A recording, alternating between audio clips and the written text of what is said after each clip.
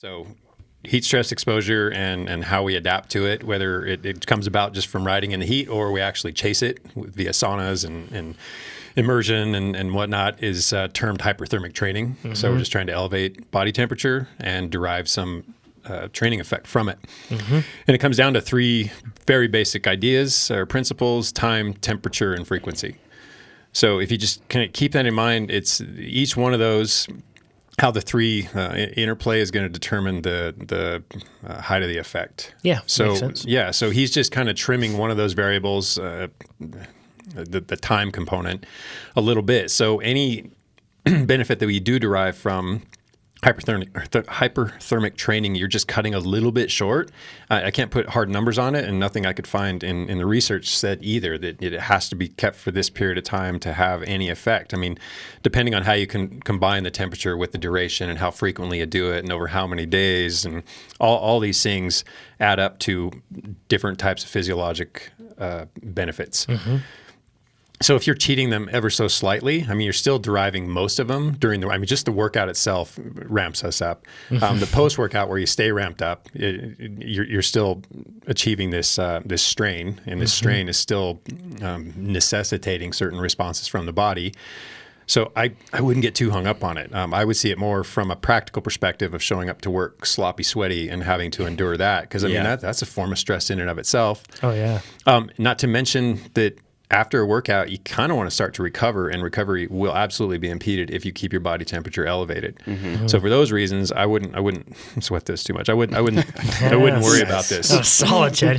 You're not even a dad. So, but just to get into a little bit of the science, in no way a deep dive, just a couple things I want to talk about. And actually, the more I looked into these things, both of them probably do merit a deep dive at some point. It'd probably be pretty interesting. Mm-hmm. But some of the adaptations that take place when we expose ourselves to heat repeatedly and basically grow our work capacity in hot environments rather than let heat restrict us. We kind of learn how to work with it because our body has done certain things. And one of them is we get an elevation in what are called heat shock proteins. So pretty self-explanatory. I mean, it's all in the term: heat shock proteins that manifest as a response to the shock placed upon us by heat. Sounds like a pretty cool term, right? Yeah, I can't wait for more heat shock proteins. So this is one I do want to dive on because there was, I won't do it today because I didn't prepare it, but it's absolutely one that it takes place anyway, whether you do hyperthermic training or not. We get on a bike and we do intervals, we're ramping our core temperature up, and we get a greater expression of these heat shock proteins. Mm-hmm. And they do a lot of wonderful things for us, a lot. What do they do? So just a bullet point review.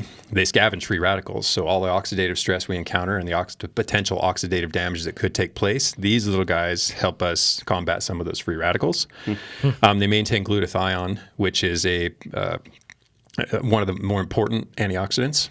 So they keep those levels of glutathione up. They repair damaged proteins, which when it comes to muscle breakdown and muscle protein synthesis versus degradation, these help us on the synthesis side, or more accurately, they help us on the degradation side. They prevent the degrading of muscle tissue. And it raises our level of heat shock proteins, our basal rate of heat shock proteins up. So before we just have a higher level of heat shock proteins, which means we can do more in a hot environment, or we can elevate our core temperature. Our core temperature may not elevate as high as it used to. So we basically adjust. Because there are more heat shock proteins in play, we can actually do more work before we start to overheat, before we start to reach an internal body temperature that's actually counterproductive to performance. So we make more of them and they work better. You got it.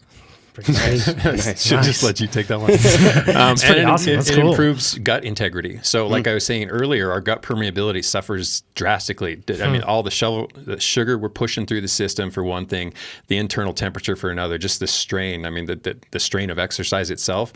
Our gut is a pretty delicate little guy. So these heat shock proteins reinforce its integrity.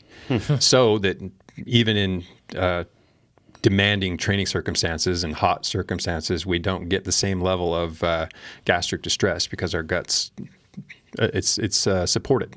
Yeah. Yeah. So if you were to do like sauna training, really quick, Chad, like what would be like a typical protocol that people would use? Yeah, they're all and this over is the like place. post-ride, post-race sort of a thing. Yes. But does it have to be post-ride, or can it be? It doesn't have to be post-ride. The benefit of doing it post-ride is that your core temperature is already elevated and you're kind of riding those coattails. So you're already up there. You don't have to sit in a sauna for the first 10 to 15 minutes to elevate core temperature. Rather, you're already there. So as soon as you get into it, all 30 of those minutes, should it be a 30-minute protocol or a 30-minute sit, you're getting the full 30 minutes of it. You're already there. Whereas if you just hop in, in a normal body temperature state, it'll probably take you a little while to reach a higher core temperature to where all these occurrences start to manifest. But the protocol itself, all this varies. I mean, whether you do it, they have protocols where they had people do 170 degrees Fahrenheit for an hour, 2 times a day for 14 days. Those poor people. That's the extreme end of things. That They're is very so extreme. hot. I can't find anything that's any harsher than that. Oh my And then they have gosh. things that are just 30 minutes every third day for 3 weeks leading up to an event. And that's like you can tone it 106, way right? down. Exactly. I've seen that one, Yeah, 106 Fahrenheit, so 41 C. Exactly. Yeah. So you can make it really tolerable. You can make it really miserable. What we're after really is improvements in plasma volume so that we cool better. But there are a lot of side effects or like other things happening. Concurrent events, things that happen in addition that are super important and super beneficial to both performance and health, for that matter. Yeah, not just plasma volume. And the other one is growth hormone. I mean, heat stress causes a massive induction, so it induces the synthesis of growth hormone due to IGF-1 and a bunch of things that I was going to go into, and then I started realizing this too is a good topic for a deep dive, so I'll save a lot of those details for then. Cool. One thing that other people, if you don't have access to something like a sauna, they've also said that a hot bath, if you keep your hands and feet submerged, I've seen in a study. Anything that bumps up your core temp. Because you vent so much through the hands and feet that if you keep them in there, that's another way. And you can notice that too. If you take like a really hot bath and you keep your hands and feet in, you'll start sweating quite a lot. It's just how it works. Yep. So, and then just a couple of words of caution that I feel important to convey is that do recognize that heat training is another form of stress. So if you got all your life stressors and then you have all this training stress and you're already kind of walking that line. I need more stress. Yeah, this is another form of stress. And as I mentioned earlier, so is sitting through a meeting, pouring buckets of sweat while all your coworkers and worried look about it on the sideways drive at to you. work that you're already sweaty. Yes. I feel like so it's possible to too much of a good thing. Let's put it that simply. You can. There is a point where you start to exceed the benefit.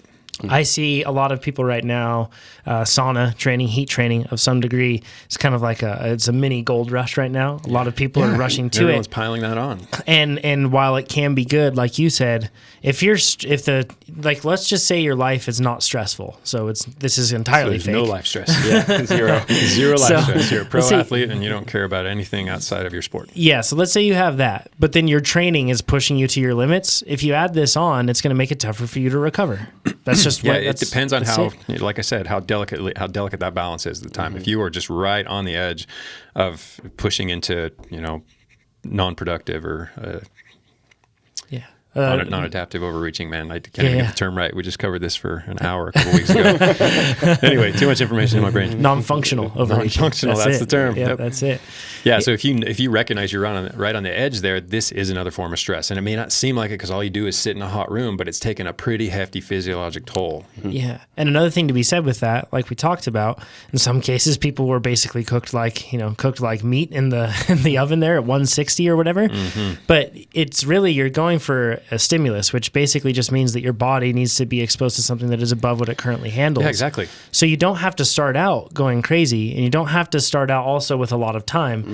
Dial the temperature down, dial the time down, and slowly work your way into this. You're looking for the minimum necessary to actually provide that stimulus. Yes. No sense in overdoing it. And it's really easy to overdo it in cases like this because you can do it every day. I mean, if you have a sauna, and we have one here now, and I have one at home, I could be in there every day.